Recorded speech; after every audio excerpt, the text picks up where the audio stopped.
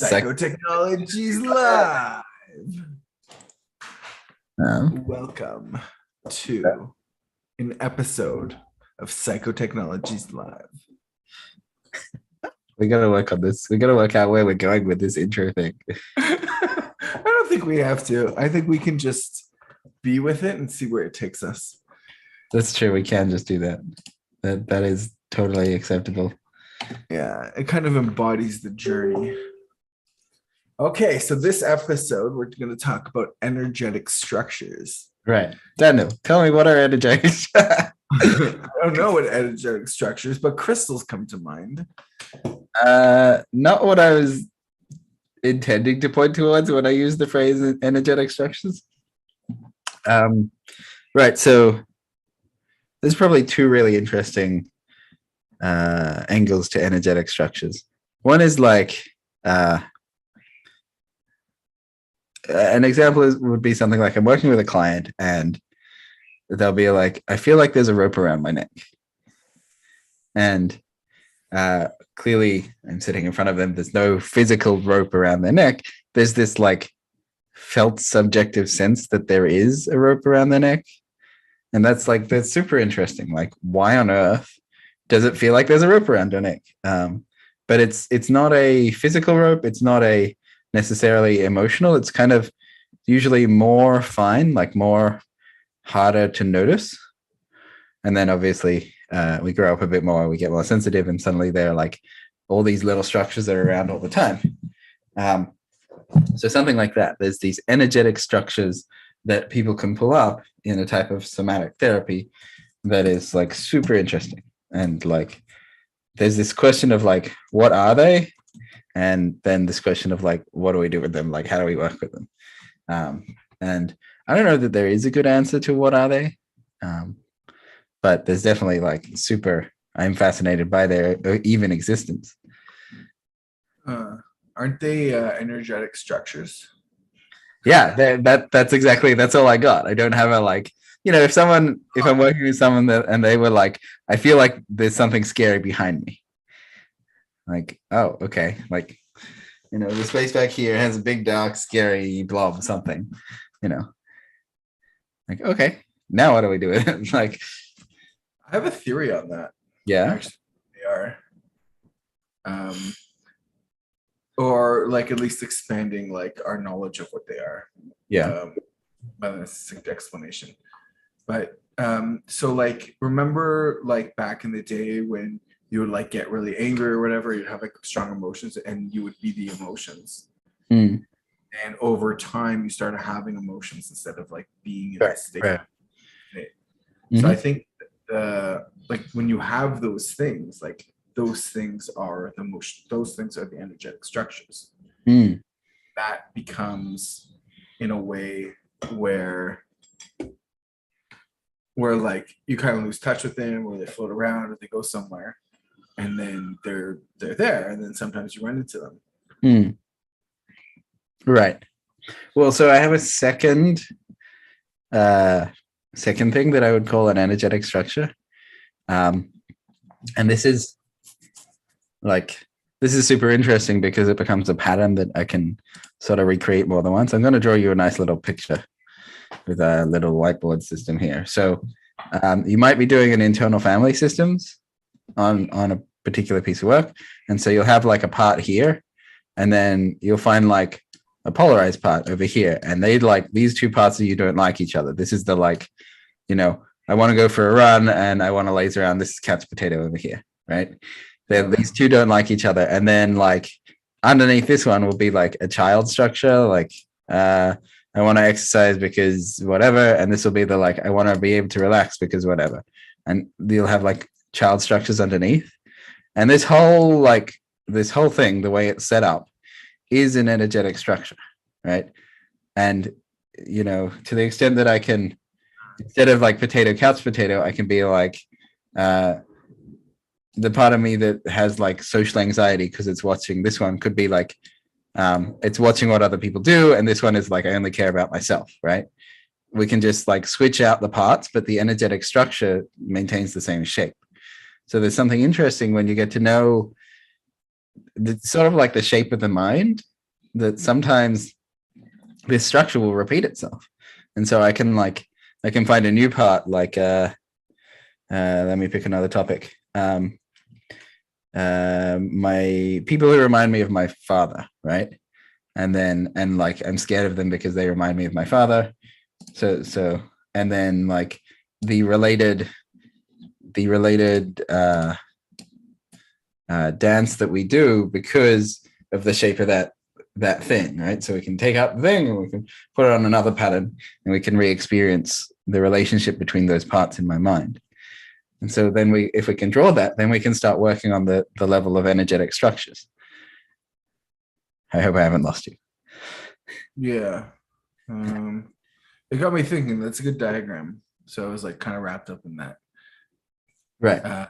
Like it's such a stupid little diagram. And yet, yeah, parts will be in polarity to each other. Okay. But like happens all the time in the mind. And having worked with a whole bunch of minds and a whole bunch of patterns, like, oh yeah, let's just check if that part has a polarity. Like you often only want to do something in opposition to what you don't want to do. Yeah. Like, and then I was thinking about this, a lot of emotions are like that, right? Right. So you got like fear is away, anger, is maybe towards whatever, like they're descriptions of relationships, which is the bar in the middle that you did. Right. And so the energetic structure is this like pattern of the relationship between the objects that is repeatable and repeatable and repeatable, or will repeat itself. And if there's, if there's something like, let me draw another structure. So let's clear that. So if I have like, I am over here, and obviously I have two parents, they gave birth to me, whatever, my genetics comes from them. And if I have like this shitty relationship with one of my parents, right, there's something wrong, then like this structure in the way that like there are two incoming entities that cause the central entity could repeat itself. For example, if I'm at work and I have two people that I report to, right, but I have a bad relationship with one of them, I could repeat that structure the same way that it repeats my parenting structure. And then if I fix it in the workplace, or like I improve it in the workplace, my relationship with my parent might improve. So the energetic structure repeats itself in multiple places in my life, and it can be done through multiple angles. And the same thing can go for like if I'm in therapy and I like recreate that energetic structure and then work on a bit of it, I can change it for all the other instances of that energetic structure. Right. And then like just to bring it to a basic level, like you're practicing this and you're getting used to it and comfortable with this kind of relationship. This kind of pattern. Yeah.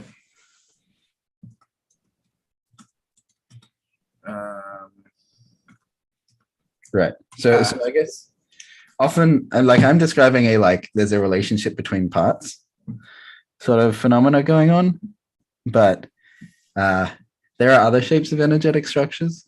Like I've got the blobs and the lines, right? That's kind of like the base of this this drawing style. But there could be like sort of the way a river runs down a mountain, how like it like zigzags and swirls, right? That shape that it ends up forming, there's like a mathematical structure to that shape. That shape is also the way that trees sort of grow towards the light.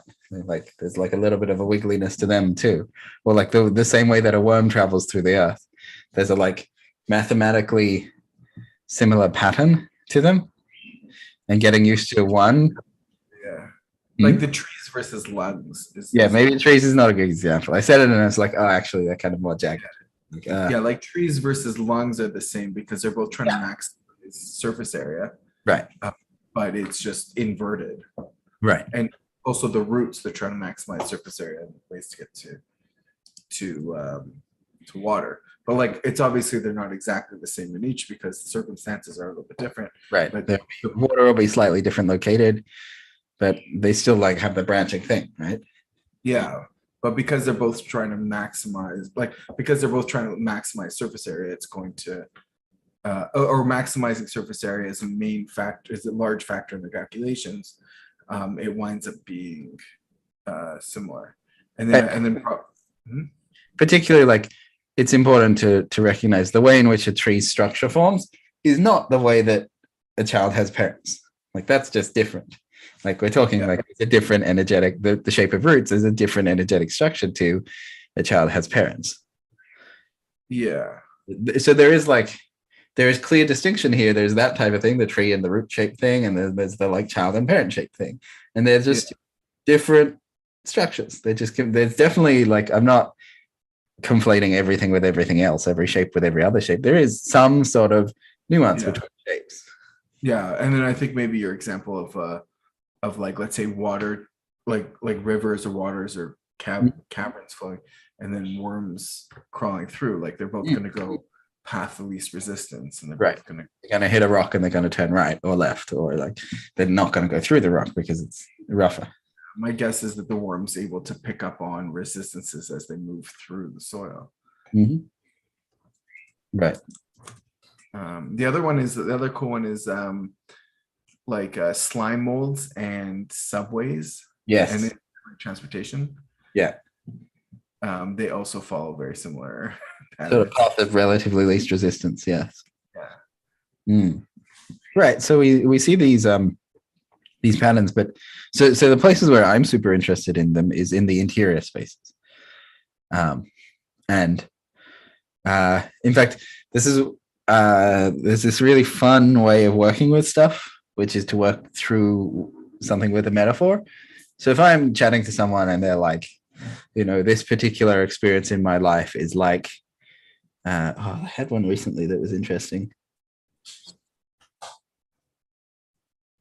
Oh, you know what? I did one of my own. It was like there was a fire and then there was a big heavy thing on top of the fire, like a weight, like a big round metal, like lid on top of the fire. And the fire is an upwards force and the heavy thing is a downwards force. And I was experiencing like these two like metaphors, the two objects in the metaphor meeting in the middle and like pressing on each other and creating great discomfort and resistance in the middle. And to the extent that that metaphor was useful for me to describe what I'm feeling, people ask me like, hey, what happens if you lift off the heavy thing? And I like thought about it, or I like accessed my metaphor and I tried and I was like, oh, it's too heavy. And, someone else asked like, what if you turn up the fire? And, I tried and I was like. Yeah. So sorry, just to rewind, like it's not a physics question of what happens when this goes on. No. It's you're experiencing something that you're using a metaphor. You're using this metaphor to share it. And then other people are sort of talking about the thing, but they're talking through the language of the metaphor. Right. And they're able to help modulate my experience through the language of the metaphor. So I said it's a lift. They could have said like, what happens if you push the heavy object off? And, we'll find out. Maybe I'll say, oh, that helps a bit. Or maybe I'll say like, that feels like a hard thing to do, or I don't want to, or whatever. Right. So then like you're having this experience, and then like metaphorically you're dealing with stuff, whatever's somatic, let's say, or whatever is going on inside you. And then you're trying to do these actions to it and then seeing what happens. Yes. So and in that case, the rock was too heavy. Right. Or, I suspect for this particular one, interacting with it, like the heavy thing is also there for a reason. And so trying to just get rid of it doesn't fulfill its purpose. And so it just gets more heavy. Right. So you're trying to move it and then it gets, or you realize that there's like a sign, like it's a Chesterton's fence. Yes. Yeah. It's there for right. So right. But I worked with someone who had a metaphor like the river of life was flowing and they're like pushing against the river. They're like, push really hard. And I was like, it was really funny. All I said to them was, why don't you just turn around? And so they're like, I was like, stand up, like as if you're in the river, and now like stop pushing that way and just turn around and face the other. And they were like, this feels way more comfortable. And I don't know what we did or how we, the ultimate outcome of that, like we rearranged that particular energetic structure in their experience, but they just felt better about it. Like we did it. We did something good in therapy by like facing the other direction in the river and flowing with life rather than against life. That's really nice. Yeah, and I really like that one when I did it. I was like, well done, me. Like, nice job. Yeah. Some people I wish I could say that too. Well, the important thing is that the client came up with the metaphor in that moment. Right. Right. I didn't say like you look like you're pushing against the river of life. They said like, oh, I feel like they found the energetic, the shape of the energetic structure for themselves. And then they like worked out how to stop fighting it. Yeah. Yeah, that's cool. I like this stuff. Right. Yeah. But there's there's something, it's not concrete. It's not like there was actually a river flowing through the bedroom. Yeah, yeah. It's like it's not, there wasn't quite an emotion. It's something like smaller, like finer details, but still something that can be tuned into and like tried to perceive.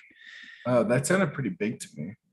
When you were story, yeah, like it's hard because like momentarily when I'm in an energetic structure, it feels like almost as solid walls. Like it's obviously there.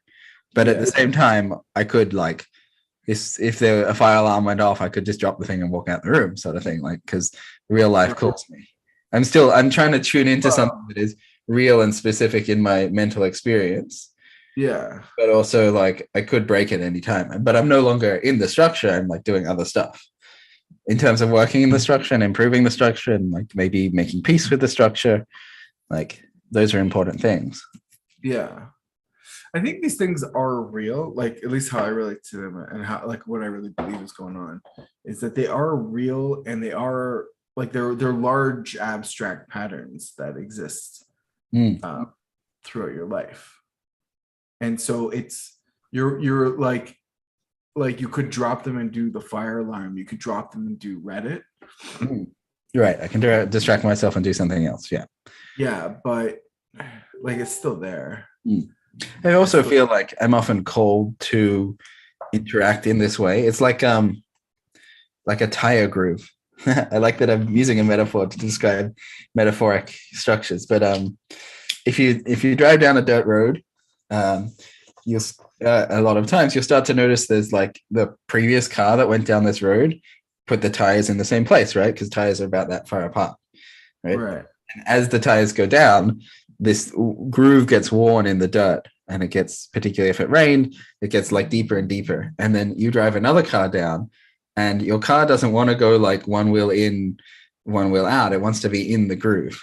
And so the energetic structures sometimes feel like a groove. There's something in my experience that wants me to travel down the groove, like down the energetic structure rather than like half in, half out, or in across the groove. There's like, you know, when I get angry, I do this. Like it's my habitual response to traumatic experience or something. Those are like habits. Right. So energetic structures often feel like the groove of reality, that I'm traveling down the grooves in both a good way and a bad way. Sometimes it's good. But sometimes obviously if we're working in therapy, there's probably something going wrong that we're trying to change. Or trying to go about differently. Yeah. Cautious. It's really hard to find the language of like even like the language of causation, the language of difference, the language of change within therapy, because I don't want to use the language like I want to fix it. Like therapy will fix your problems, right? Because to view your problems through the lens of what part of me is broken is like it's complex. There's like a violence of the lens, right? And then like, and you know, part of me doesn't think it's broken, but it is broken. And so if I'm like, what part of me is broken, it may not show up to be helped or to be resolved. And so it's like imagine you're a therapist and you walk into a room full of people and you're like, okay, I'm a therapist who's broken and needs to be fixed. Right. No one, people are gonna, someone might like behave and go like me, but many of the people in the room will be like, no, I'm not broken. I just got a couple problems, you know? Yeah. So it's like, it's hard to find the language of like what's going on with the energetic structure and then like there's a groove. So maybe I travel down the groove, but then it's like, do I want to? I get to ask myself, do I want to travel down the groove or do I want to travel down not the groove? And depends on if the groove is serving me or not in life, Right. or if the groove is on balance, more serving me than not serving me, because the groove may occasionally work, or it may be like 20 years outdated, like I picked it up in my childhood. Yeah. Or yeah, or I find a lot of stuff is, at least for me, a lot of my habits are developed in situations where I didn't have a lot of good choices. Right. So there And was already limited choices, and so you built some grooves in, given the limited choices. yeah, so it was a bad choice, but it was the best I could make at the time. Mm. And so now I can make better choices. So I want to move out of those habits. Mm. Right. So I'm really interested in energetic structures because there's like a layer of the mind through which lots of the mind is energetic structures. Lots of the patterns of the habits are energetic structures. And it's kind of like I want to be like a stratosphere. Like, the funny thing is there's so many metaphors. It's like there's a dimension or a stratosphere of energetic patterns that if I can be good at noticing the energetic pattern that I'm in and like adjusting, like fixing the energetic pattern, then I can, for all of the instance classes of energetic patterns in the future, I'm likely to notice and be able to fix them. Which is like a cool like meta skill. Like all of these types of problems, you can fix the entire class of problems by noticing the energetic structure and like clearing it. Well, I think you can make it easier. You can make it easier to deal with and more. Yeah. I guess wouldn't say, I don't know, at least I haven't been able to figure out how to do all of them, but like to deal with them, it has like a fractal effect for sure. It's sort of like to deal with any instance of them that comes up in the future. It's not that I have automatically fixed all of my energetic structures now, but more like it takes the edge off and it gives you like skills and perspective. Well, I'm fairly confident in myself that my next energetic structure, I will notice it as it's happening and I'll be like, I'm stuck in a groove. Do I want to be in this groove or not? And then I can I'll catch it early rather than like I've been doing this groove for years. Like, I'm a gambler or something, and I just keep returning to the gambling because there's an energetic structure that reminds me to stay in the groove. Yeah, I know. I'm always surprised when I meet people that do that on purpose. The gambling one or the addiction one? The groove. The groove. Well, Like, yeah. From my perspective, or from a perspective of being inside the groove, sometimes I don't even notice the groove. It's like I like the same foods as I liked yesterday. I still eat them today as well. Like, just this is my groove. I travel down the groove. Yeah. But like I think for us, it's like sometimes we get caught in them and we don't realize. Right. On the inside of the groove, it feels like I'm just making food, right? From the outside of the groove, there's someone saying, why are you eating the same thing day in and day out?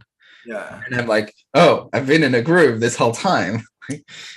Yeah. Yeah. Like, oh, I didn't think to try new things. Right. But then some people, it's like you mentioned, oh, there's all these new foods you could try. And they're just like, no, but I like this. Yeah. And then to me, it's like, they've restricted themselves to the groove. But like over time, it becomes like you get caught. Like the groove is like fine, it's like helpful, but you eventually get trapped in it. And that's the thing that bugs me about that. Like I like habits because they make things easier, but you get stuck in your habits. Right. It's also I find it quite easy for a habit to like go from good to bad. Like my habit is to go to the gym and then eat food. And then, maybe like my gym sessions get shortened, but my food session stays or something. Like, I had to cut the gym short today. Still got to eat food. Like that bit of the habit will stay there. I think some like a lot of addiction is like that, where it's like, oh, like I've been feeling this more now because I'm like getting more stressed because more things going on. And like there's a part of me that's like, oh, I'm stressed, like, oh, let's just have a drink and chill. And I'm like, is this the pattern that I want to create? like because I don't want that every time I get stressed I turn to alcohol or something else, right? I wanted that like I don't like, okay, I'm stressed, I need to deal with it, but like maybe I could deal with it through meditation Mm. or just breathing or something. And I think it's okay to be addicted to breathing because Um, listen, the what's his name? Iceman guy? Uh, what's the name of oh uh yeah, I don't know. It's like it's some Icelandic or no something. no no He's the guy that walks the like breathing practice guy. the what? Wim Hof.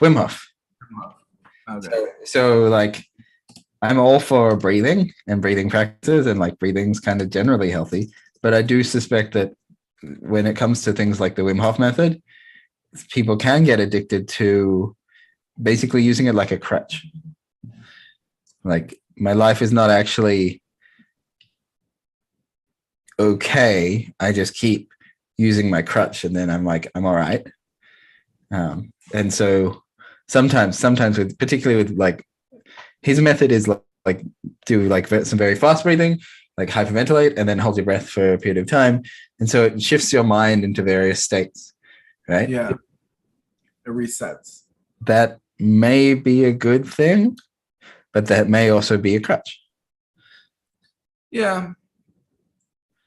Uh, I'm like hesitant about that like I energetic. think it's where you're at, right? Like there are like we say crutch and it's got this connotation, but like crutches are actually really useful for a little If like you've some got a broken people. leg, but if you've no longer got a broken leg, Yeah. or if you're not, or if your broken leg is not healing, maybe using crutches is not helping.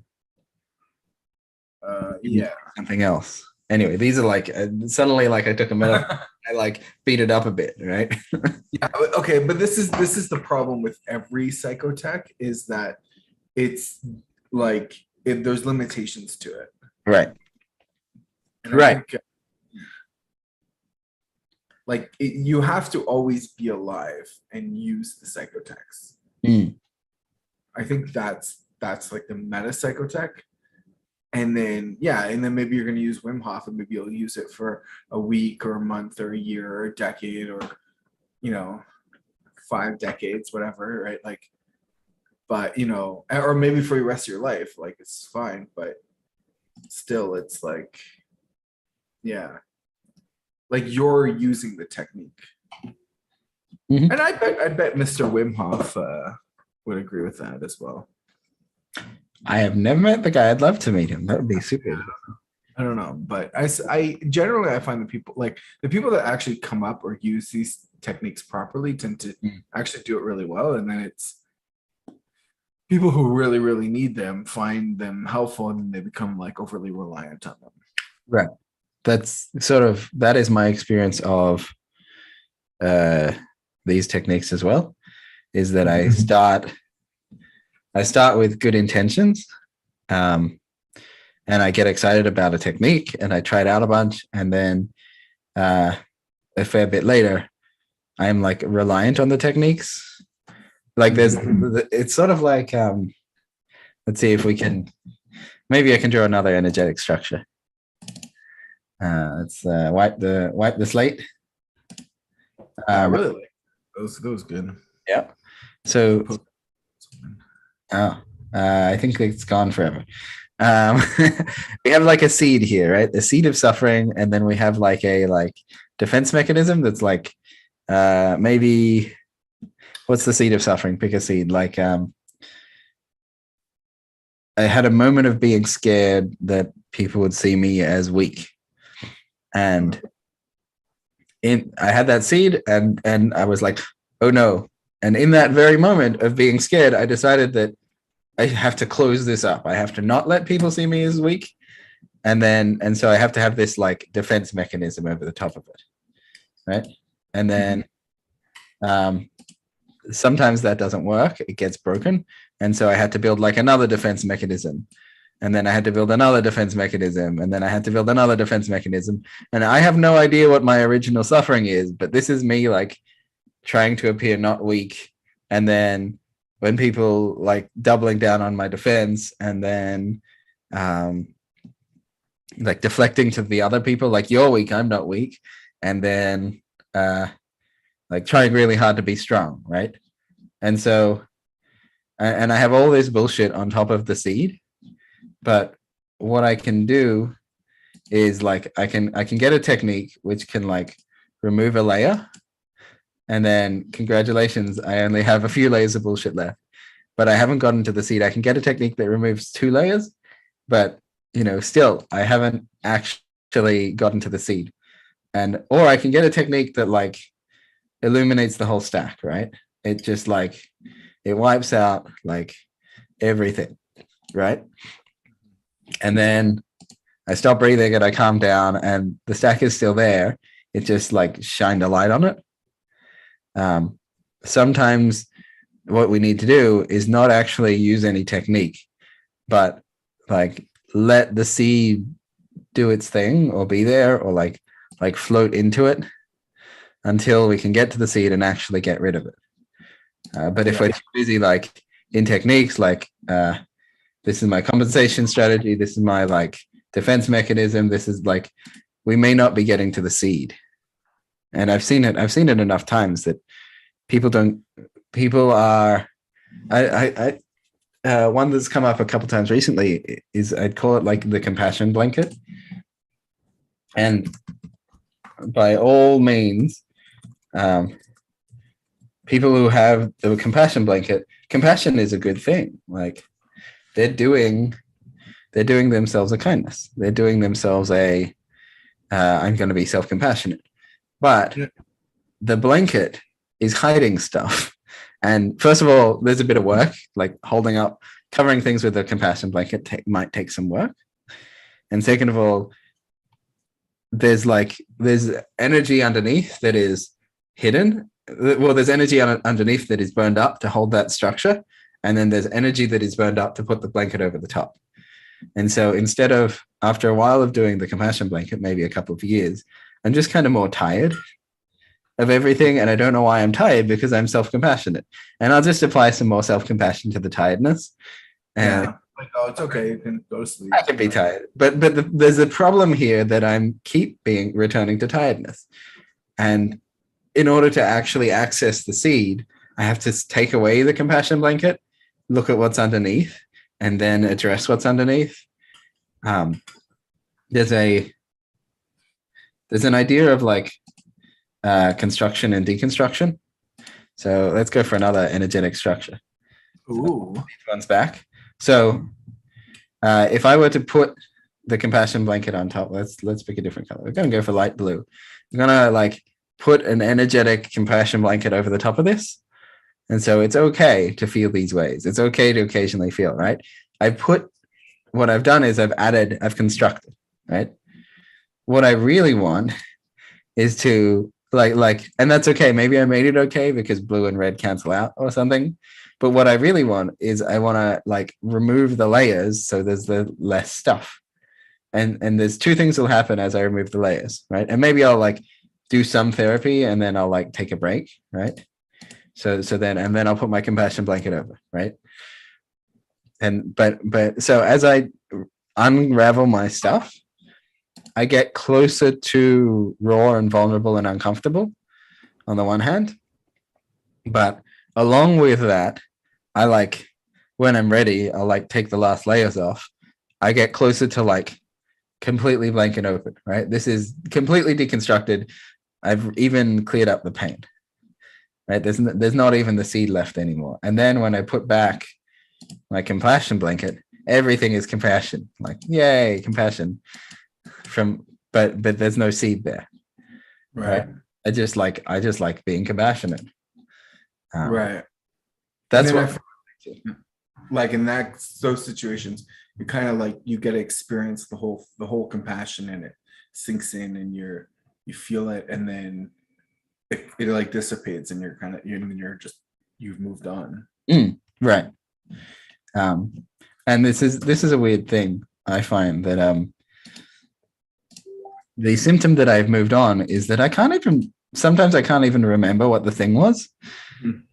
Like, I love to be able to tell you about all of this emotional work I've done and the stuff that I've sorted out, but like, I just can't bring it to mind sometimes because it's so yesterday that I'm not suppressing it. It's just kind of like, yeah. OMG. So yesterday. Right. But like to a level that I'm sorry, I just can't, I'm not hiding it. It's just, it's not so easy to bring up. It's just not me anymore. Like it's Yeah. so Well, like that seed, what was the seed? It was something like, I was scared of being weak or something. Right. And, and they'll be like peppered throughout my life since that moment when I was a 7-year-old or whatever, scared of being weak. There'll be all of these instances of ways I acted because I was scared of being weak. I picked up an exercise habit. I had to pretend to be a tough guy, like all of these things. And then all of those experiences are now, and the purpose for them can be put to peace because I remove the seed. Like the seed is gone. I don't have to be scared of being weak. I can be weak if I'm weak. I can be strong if I'm strong. And the rest of them are like, yep, that was a moment that I acted that way. I just can't remember anymore, which is confusing as well because sometimes people on meditative paths feel like they're losing their memories. But when I've looked back at photos, I've gone, well, obviously I remember everything about what happened when I took that photo, but it does feel like I live less in my memories now, which is an interesting side effect of lots of therapeutic work. Yeah. I have found that also, like as I'm like do more of this, like nostalgia is so yesterday. It's just like it's fun for a little bit, but it gets old really quick. And like I have a friend that is like all about nostalgia. Like that's his thing. Okay. And like it's funny because he's doing like nostalgia about old times, and I'm like as he's bringing up, I'm remembering. I'm like, yeah, but like when we did that, you used to also do the nostalgia. It's wild. So yeah, nostalgia, which becomes very interesting. Right. So energetic structure. Let me draw you a little quick picture about that. If we clear this. So he's doing. I remember when nostalgia was good. We should do it sometime. He's doing like a nostalgia thing, right? I think back, and then you're saying that he's done this other thing where he does it again, right? He thinks back again. Yeah. And then, like he's gonna be doing this like repeating structure. Yeah. This fractally thing where I keep thinking back. Yeah. Like I don't think it's good for him, but it is interesting in small doses. Well, on the one hand, he is drawing that, like he's creating that structure. And on the other hand, I wonder why he's drawn to do that. How interesting. Yeah. I do wonder about that as well. I suspect some of it is like he has a hard time looking towards the future. Right.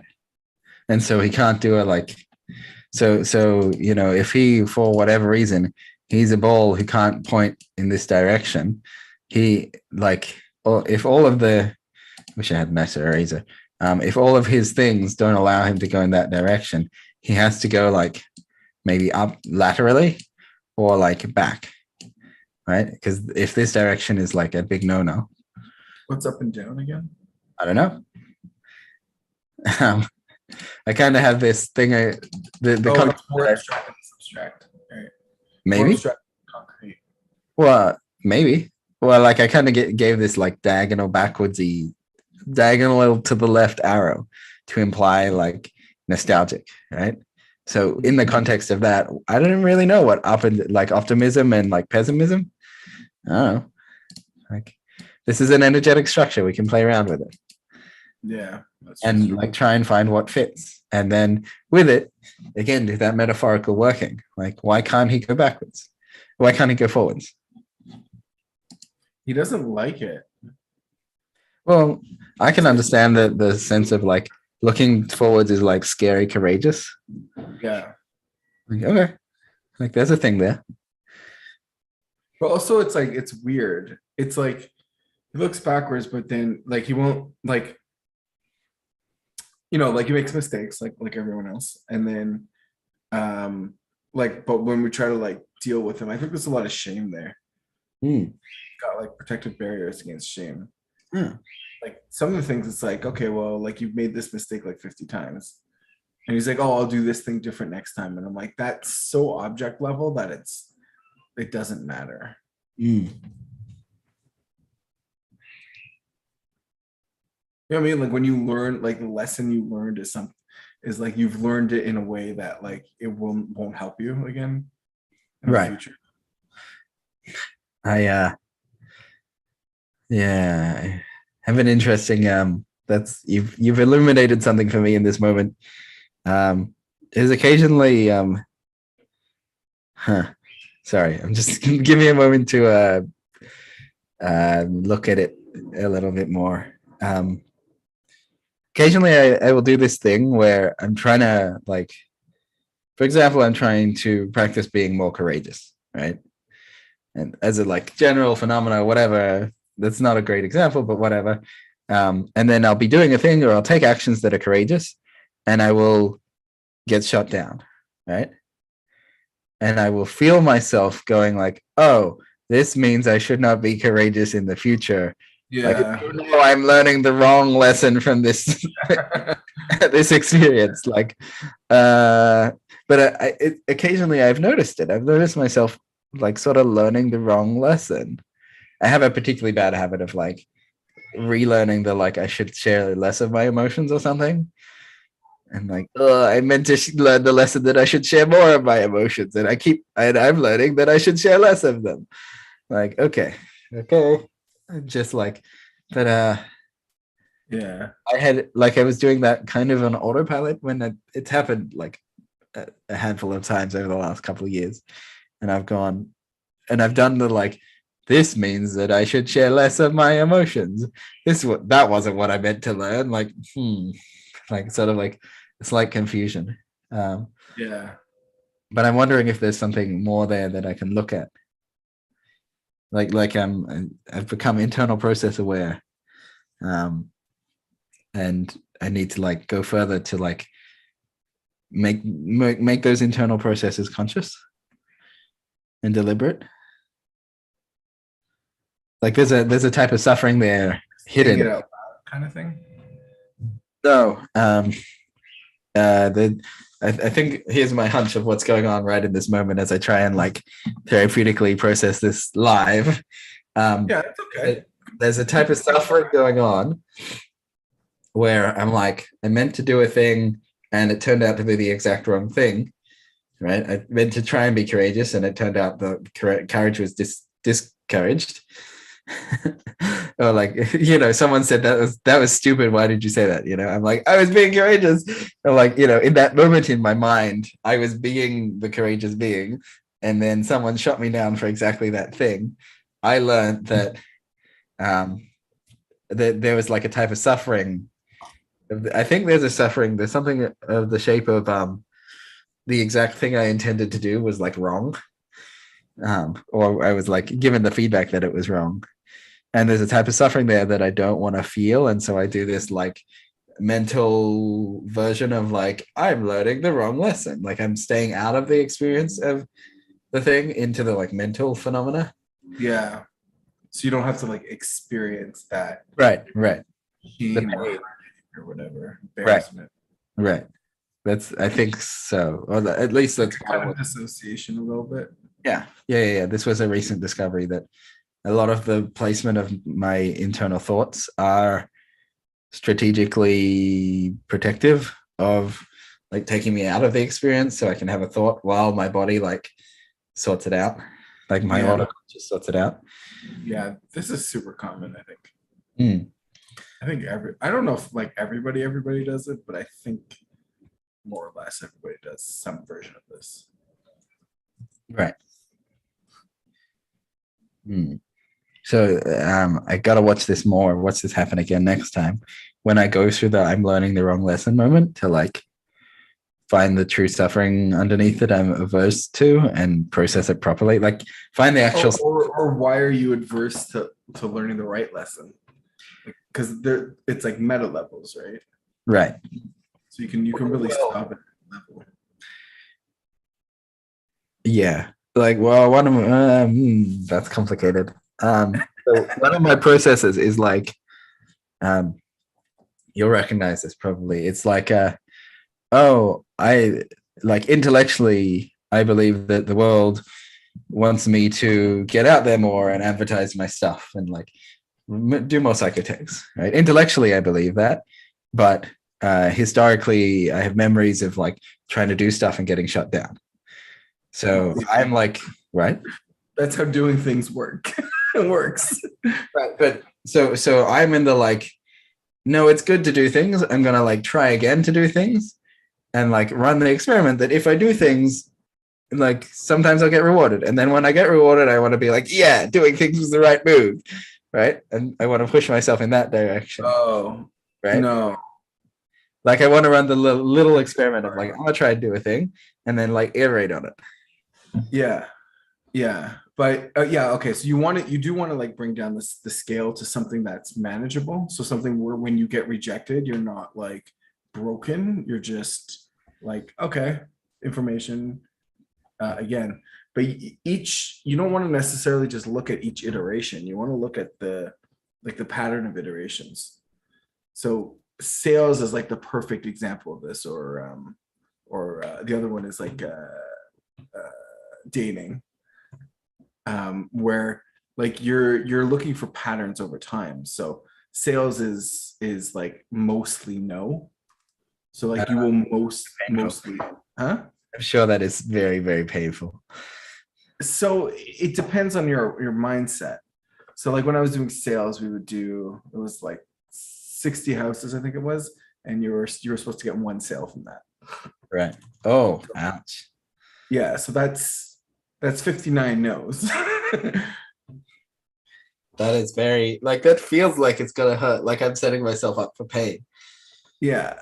Yeah. So again, it depends on the mindset. And the thing is like also like we're doing it the day. So like it's I don't know, like we're there for 8 hours or something. And the sale is only like half an hour, really, Mm, let's say. So you're spending 7.5 hours a day getting rejected. right. Uh, yeah. So yeah, like you break like you kind of you have the right mindset or you break. Those are your choices. Mm. And it's yeah, there's a lot of stuff going on actually. Almost like there's a part of me is like, wait, can I just choose break before I start the sales process and like quit my job? You can, but then you're not learning the lesson that you want to learn. You're not You're also making. not like employed anymore, which may be important. Well, you could decide sales isn't for you, which is a thing a lot of people do. And that's important, right? Like you don't want to like if you're going to break from that, like Yeah. you don't need to do that. Yeah. Like if you've already learned the lesson, you don't need to, you know what I mean? But if you can learn how to do it, it's like it's like resilience training. Mhm. Yes. Right. So can you see the energetic structure underneath the like resilience training pattern? Um, yeah, sort of. It's I mean, I don't know how to describe it in exactly energetic terms, but you're kind of looking for diamonds, right? And so diamonds are super rare, and most of the stuff that like you're sifting through is garbage. Mm, And so but like if you think about it, diamonds versus maybe like something like iron, where there's a lot of it, but it's not that valuable. And then you have diamonds, which is a few of it, but it's not a few of it, but it's really valuable. And so like you kind of want to step out of that, and instead of being like, oh, I'm going to do this one, I'm going to do that one, I'll be like, well, what's the ratio of like work to, to output, let's say. So like a rich, like let's say a rich iron mine is better than a poor diamond mine, and a rich diamond mine is better than a poor iron mine, and like that's just true for pretty much everyone. Mm. And so you're kind of looking at your like input to output. So for the thing like sales, like you're expecting 59 no's. So Right. when you and it's funny because the no's actually become positive because you've gotten rid of the door. So we knock on doors. If nobody answers, that's actually the worst scenario. Mm. Nobody answers. The best scenario is that you knock on the door, they say no, like you get the no right away. And so when you're doing the sales, you're looking for the yes or the no. Mm-hmm. You're not looking for like you don't want to keep it around because that's just going to come back to the system. So what you're doing is you're also like clearing out the space. So you got your 60 doors, and then you clear out as many doors as you can. Mm. So like some people will just like, slam the door right away, like perfect, like that's done. Right? Like you just cross it off the list. And then you look at the list and you see, okay, there's still one diamond here. I know statistically it doesn't work like that, but this is the mindset, is that, okay, there's one diamond here. So I go through 20 people slam the door in my face. So now it's not 1 in 60, it's 1 in 40. Right. Right. I do it again. I have a conversation, 20 more doors are gone. Now it's 1 in 20. Mm-hmm. Right. And then that piece that's left becomes more valuable. It's triple. Each house is worth 3 times as much. Mm. It really bothers me because this is the mindset that they taught us. And statistically, this is not true at all. Right. But it kind of is true, actually, because you are clearing, right? Like the leads do become more valuable as you go through. Just because statistically, like you've gotten, right, like you have a selection bias for the last doors. Mm-hmm. And so it's like, it's also interesting because like then they would have like if someone did a route and they didn't finish it, the next day, like if someone else like that, actually that route becomes more valuable. So someone else is actually going to go for it more, even if there's less houses overall or whatever. Interesting. It's easier to sift through. Yeah. I don't know if it didn't feel like I hit the crux of this, but it did feel like there was. Okay. Where's the crux? Let's find the crux. Let's do the energetic structure. Where's the crux? The crux is, maybe it is. I think the crux is that you're not. It's a long game. Like it's a long game, and you're setting up systems that produce value over time. Mm. And so when you get rejected, that's not a rejection, that's information. Mm. Right? It's like imagine like you're brute forcing something, right? Like you're brute forcing a solution, right? No, like you're getting no, like you don't imagine it getting, you don't hear no's, you see clearing, you see getting rid of chaff. Mm. Right. Whether that chaff is the problem is when you get a lot of variables, it becomes very difficult. So for us, they had the pitch down, so it's like it's the same pitch every time, and so I'm only like I don't change the pitch. Everything is the same. The only difference is who's in front of me, and so it's just kind of like it's just a lottery. Mm-hmm. But the odds are somewhat in my favor, or the odds are whatever they are. The problem is when you get a lot of variables, it becomes very complex very quickly. But that's how you do. You're kind of like the no's become really valuable because you're clearing the area. That's how I would do it. It's like every time you can get rid of junk, everything else becomes more valuable. So you're like buried treasure. You're trying to get to that treasure. You dig up a shovel full of dirt, and it's dirt there. Like if you're gonna get disappointed every time you dig a shovel full of dirt, you're never gonna get to that treasure. But if you then take the dirt and move it aside, then what you've done is that you're not getting rejected. You're clearing the area. Like you're getting rid of the stuff you don't want. You're cleaning up. Yes, you love cleaning up, right? I think I like when things are clean. I don't know how much I like the cleaning up part of getting. Okay. That's the lesson you need to learn. How do you enjoy the process of clearing things up? Right. Or I think my attitude towards cleaning is to do a little bit all the time. And then it doesn't feel like the like mountain of cleaning work. It feels like, oh, just like wipe the bench over right now. Yeah. So this is a way of like mitigating that and like distributing it throughout your life. But let's say you had to spend a whole day cleaning. Mm-hmm. Is that just pure suffering to you? Like what's that experience? No. Well, because I like to see it cleaned. Right. So you got the reward at the end. And so you're taking like an outcome focused approach. I think so, yeah. Can you take a process focused approach and enjoy it? That's the psychotech. Kind of. I probably can as well. That like, you know, step by step. First we clean in this, like first we sweep and then we vacuum and then we like mop. Right. So can you enjoy the sweeping? When you sweep, can you enjoy it? Probably. Can you enjoy it? And that doesn't mean that you want to, or that you want to fill your life with these activities, but it means that while you're doing it, like sweeping is kind of fun in a way, right? Like think about it, like you're doing the room and you know the room is in a way and you gotta get the corners. I remember like being a little kid and like sweeping and being like, this is kind of cool. I'm like, yeah, and like seeing the process as it happens, right? Like I know for sweeping, for me, it's, you know, like I kind of make a plan in my head of where I'm gonna go, so I don't wind up in the corners or like miss stuff. And then I'm doing it. I get the corners and I pull things out and I see the dirt, and then the dirt becomes interesting. Like, oh, where's this from? What's going on there? Not that I made it interesting enough that it's an activity I want to do, but it's at least like not like at least there's something. It's like there's something fun about it a little bit.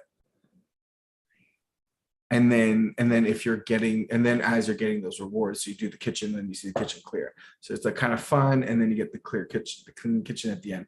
Like the aggregate of that activity is enjoyable. I know that's the kind of the closest I feel like I can get, because I'm not like enlightened where like suffering is enjoyment or whatever. It's just sort of more basic coping strategies. I mean, maybe we can look at that. What's the energetic structure of suffering is enjoyable? You're alive. Yes. And the more suffering is more alive, right? And that's no, just you're alive. If you're suffering, you're alive. If you're enjoying, you're alive. Being alive feels good. Yep. Yeah, that fits. Is that enough? Can you be there or not quite? You still like don't me like or humans? Do you like dream? me? Can humans do it? I think so. I think that's a lot of enlightenment is you're alive. Like that's awesome.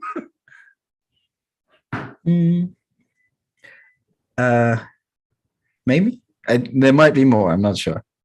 No, I'm not saying it's like all of it, but I feel like it's at least part of it. At least to me, like when I dream of enlightenment and heaven or whatever, it's I'm alive and I enjoy being alive. And then that's pure bliss, right? Because that's never going to end until you die. And once you're dead, whatever, like can't do anything anyway, so it doesn't matter.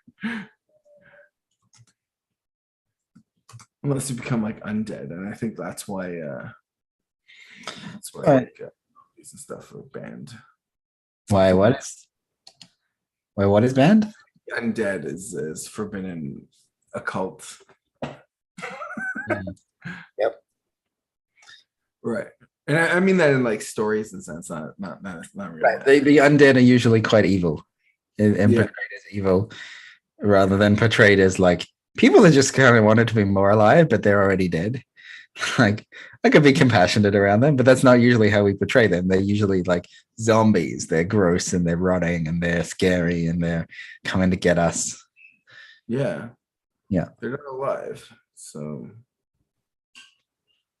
like if their spirit is there or whatever, then it's different, I think. But like when you have the undead without the, not to offend any undead that maybe If you have the non-sentience with the undead, they're sort of like pseudo alive. They've got a body yeah, that's still moving around, even though there's no being seemingly inherited associating within the body. yeah, like there's no life there. It's like it's it might as well just be mechanical or something at that point. Mm, right. But like It feels uncomfortable and uncanny to have a mechanical human. yeah, like that's super creepy. It's similar to like a robotic human, but it's like No, I could no. be more okay with a robotic human than a mechanical. A robotic human is like they're attempting to build life, and like I think like that gets like uncanny valley sometimes, but like you're heading in the right direction. But when you take like corpses and start like doing stuff with them, like if you're like puppeteering Yeah, corpses, like that's really interesting because I was about to say the word puppet as well. Like the puppeteer, like somehow close to uh between mechanical operation of the body and not quite robot is like one instance of that energetically is puppeteering. yeah, It's just so close. yeah, puppeteering like has its uses and stuff. And like yeah, But you could it's have also going to fall in that uncanny, uncomfortable place. it could, right? Like I think it's one of those spaces where like it does kind of lend itself to the uncanny valley, but it doesn't have to. Like there are tons of instances where it doesn't, Mm. but it definitely can. Mhm. But like if you're doing that with a corpse, then it's just inherently that idea is it's just wrong. Mm. I don't want to end on a like gross note. Yeah, I know. Energetic structures. So this whole conversation has been like energetic structures. Like so it seems like there's something in the mind that are like these shapes and these patterns. And to the extent that I can start to see the patterns, I can start to operate on the patterns themselves rather than on the content. Okay, yeah, I And think like, patterns exist within reality, and then your mind reconstructs them. mm, Right. So when you're working on the ones in your mind, you're working on your model of the patterns. yes, What's going on? right. And then working to come to peace with, working to like Understand. understand them, working to choose better versions that I'd rather be living. Yeah. Or to let go of the models and just exist within the world as such. Because you don't always need to know the patterns. Mm, Right. Like when I take the subway, like I don't know where the subway goes. I just know to get off at the right stop. really? Like I don't know how it's weaving through the city. That's crazy. When I take the train, I know exactly we have trains. We call them trains, like a train network Are here they underground? sometimes, but they're called trains. This city's train network is called trains. None of it's called the subway. Okay. But when I take, Oh, because Australia, so you're automatically like always under, so it's like yeah, sure, okay. land down under. I come from the land down under. Oh my god, I love that song. I listen to it a bunch and I think of you. Ah, that's so nice. When I catch the train, I always know where it's going. I know the winding, weaving, but I have this thing in my head where I really like, I don't like traveling because I get very lost. I don't know where I am. Mm. My like stability is built out of like knowing where I am in space. And Oh, yeah, the rest of it. interesting. Mine is the ability to reorient because I'm always lost. Right, yeah, interesting. Well, anyway, I'm about to go traveling. We'll find out how I go. Yeah. But I know that there's something about me that I know is that I take a lot of time or a chunk of capacity trying to release myself from this pattern a bit, but I take a chunk of my capacity to keep track of place and surroundings and that sort of thing. Hmm. That's interesting. I Context. kind of wish I did that more because I don't always have a great sense of geography. Um, But like I sometimes sort of pay attention to general. I like that I do it. I just feel like I could be a little bit more flexible about whether I am or am not doing it. Like it feels a little bit stagnant in me that I have like a habit that I do endlessly rather than a habit that I get to choose. Like you're stuck in this Yeah. pattern, Yes. even though it's something that you do choose, you do want to choose, maybe even most of the time, Right. but not all the time. Yeah. Interesting. Psychotechnology.